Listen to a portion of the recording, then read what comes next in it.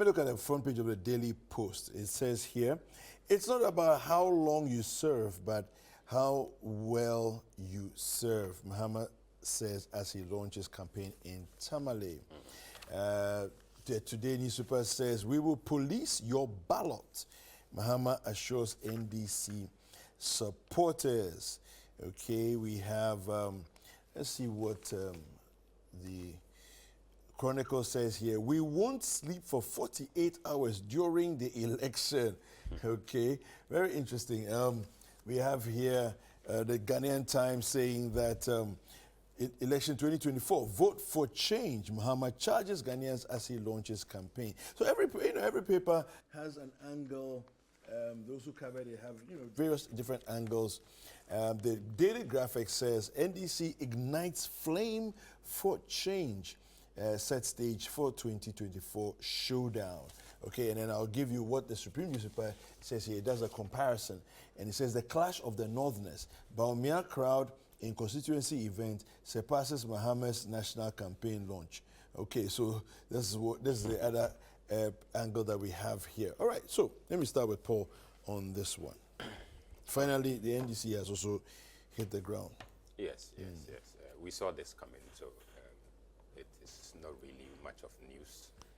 However, I am excited because I feel our democracy is growing. And over the years, we are seeing some semblance of, a shift from the norm. What used to be the case was more or less based on insults and what have you. Yeah. These days, it's more or less policy-based. I mean, the issues are discussed, in that line, and I feel that we should continue, on that tangent. Having said that, why the choice of the northern region? I think that it is the NDC takes some of its antecedents from the north, and also bearing in mind that majority of their MPs come from the north. Okay, so it was good that they had the campaign launch at that end. Yeah. And then also just to lay the fears of their teaming supporters, within the northern regions, to let them know that NDC is still NDC. They are strong, and that is why they had to do it right at the heart of the northern region, and especially in the town of the former minority leader, the Haruna Idrisu. We also saw him introduce Mahama and the sort of message he pushed across. Again, on the same campaign, we look at the organization. I mean, one thing I need to give to the organizers is the respect for time. Even though they advertised 1 p.m., at exactly 2 p.m. They started, and I also saw that they managed the time so well for every speaker. In fact, if you were going beyond the later time, you were reminded to come back, and I love that. Even the performers, the musicians that graced the occasion, almost all of them were towing, right within the time, and I was excited about that too. Now the messages, Zaneto. Zaneto spoke eloquently about corruption. Yeah. And I'm passionate about that angle because I don't see why, Akosua Mansa at, Akosombo, who suffered the spillage to date, is struggling to be on her feet. And because government has still not intervened in her situation, all right? And 2 billion of the taxpayers' money goes into corruption every year, all right? So I am passionate about that side, and I was excited she talked about it. Then Shamima. Yeah. Oh, good old Shamima. Shamima, good morning. I think that it's becoming a trend these days to see some of our media people join politics, and it's good, even for some of our civil society people, join the fray, and I think that a lot more should join them, so that we see some freshness, pumped into these parties, to bring us those fresh ideas that we need to move as a nation. So I'm excited about that side too, and I think that she will do well if their party wins the Nord. Then Mahama. Mahama spoke about review of the free senior high school policy. Yeah. And I feel that it is long overdue. The free senior high school policy needs a review with the speed of light. Those of us who have been, at the front of student leadership will understand this better. Listen, I was the organizer for my school, my old students. Yeah. Okay, and so I was frequenting the school almost all the time, and I saw the challenges that students were going through. Okay. Not just about the double track and what have you, okay, but the challenge of even food and accommodation alone. All right. There are cases where these students have to take in gari in the morning, gari in the afternoon, gari in the evening. And when it is rice, sometimes even without, stew, nor fish, nor meat. It is just maybe rice and oil, and that's it. And this is something they were doing for so long a time. When you go to the boarding houses, it's a no-go area. They are just packed like sardines, in the rooms. In some cases, some of them have to sleep in the classroom. They just sit on their chair and then they put their head on their table, and that's it. Because there's no room in the dormitory. They have nothing to sleep on. And those who even get the chance to sleep in the dormitories, Kweku, you should just go in there and see for yourself. I am not saying the policy is bad, no. I am happy. In fact, some of us advocated for free senior high school as far back as 2011, 2012. All right? Because we felt that it was possible to implement it. I do not believe in the school of thought, that thing that anything that we decide to do is impossible. No. As far as I'm concerned, everything is possible if only we put our minds to it. Okay, please wrap it up for me. Okay, so I was excited about the point that he's going to review the policy when given the nod, and I think that it is long overdue at that side. Then again, he talked about lean government, and then also accountability, as far as the campaign launch is concerned.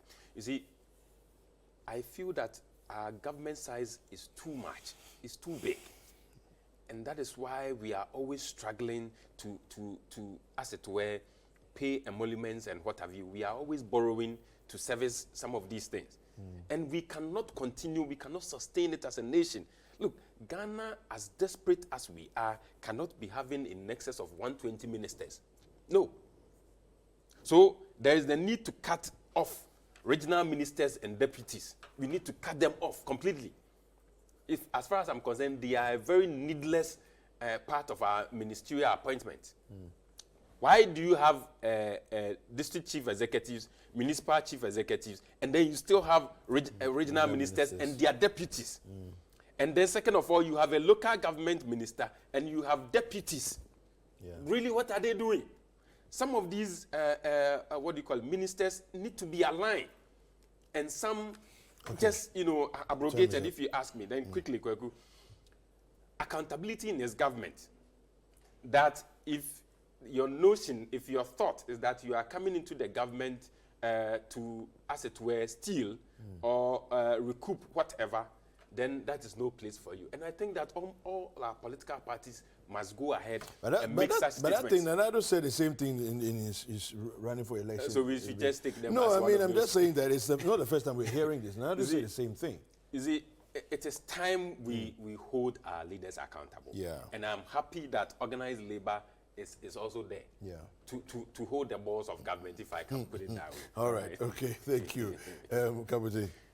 Well, I think when you look at the pictures, it was a fantastic event. I am a student of events management. I did a Henti's course at GIJ on events management. And I think when you look at the architecture of the rally, it was an excellent work. Following their stories on Facebook, all credits, I know it's a teamwork, but credits went to Standogbe for maintaining standard. If you watch their the launch of their candidate at UPSA. Standard, you know, and I'm loving the standard because you see, when you look at the rallies in the US and you look at this one, it should tell you a story, but it means also that, you know, a lot of money might go inside, but it also means that I'll call on them to adopt some local products if they are doing so. That means we are taking something from home. It was well fixed, it was technically on point, it was a healthy crowd. We didn't hear any casualties actually. I thought it was very colorful. Now, let me tell you what some of the pointers that I looked at. The assurance to protect the ballot, as President Mahama said, is a move that will also guarantee the acceptance of the results or a justified, protest where necessary. Because if you followed it with facts, you know, and then you are on top of the game, ahead of the game, what facts you are putting is the same thing the media is putting together, and then you have a positive response from the people. When you churn it out and you know that you have won, that's when you can go and protest. Yeah. But you also accept the results when you lose, when you actually have followed it diligently with your eye open. You remember that advert on TV? The guy was counting and said 1, 2, so feely Gajodi. Then the 24-hour economy thing, for RMA, we think it's fantastic. It's a policy that I actually projected in 2019 on your same platform when I spoke about the $98 economy. That you see, look, somebody on a lighter note just asked, how can poor people be sleeping when the rich people are running 24-hour economy? We are sleeping when the people who have the money and borrowers are working 24 hours. So nobody. We have friends in Europe, in America. They are on the time look. Time is money. When they said it, we see time being money because our brothers and sisters are in Europe. And they tell you, look, you call them at any point in time, they are not in the house. They are working 3-4 jobs. How does that happen? It is only when you have an active 24-hour economy running. That is when you can take a job here, you close from here, you are going to do 2 hours here, 3 hours here. Look, and it's not as if it's novel. So not like to say it's a new thing coming in. As we sit down, NS Chemist run some of their shops 24 hours. Airport Shell, 24 hours, not today. Number of places our hospitals have been running 24 hours, private and public. So, I mean, when you come back and say, don't be surprised. It's actually our police stations are 24 hours. In fact, the only office that they don't close the door is police station. I wonder if some of them have doors. Because I mean, 24/7, the door is open. I'm sure some of the doors are not shut for years. So let's not joke with it. This is a good thing to talk about. Mahama also posits that it is better to have a 4-year president than 8 years do nothing. Okay? And I'll just oppose that with the existence of Prof. Samuels. 3 years and a half. But go and compare what the man did. I can tell you on authority, when you take the first term of all the 4th republics, I might be tempted to say he was the best. Okay. Yes. You go and do your search. It's not about buff talk. Let's do sector. One thing I think we've not done for this country well is we've not been able to list. Let's list and check. We would have saved this country a lot of problems if these 2 top political parties were to just sit down and say, look, around this period to this period, this is your inflation check.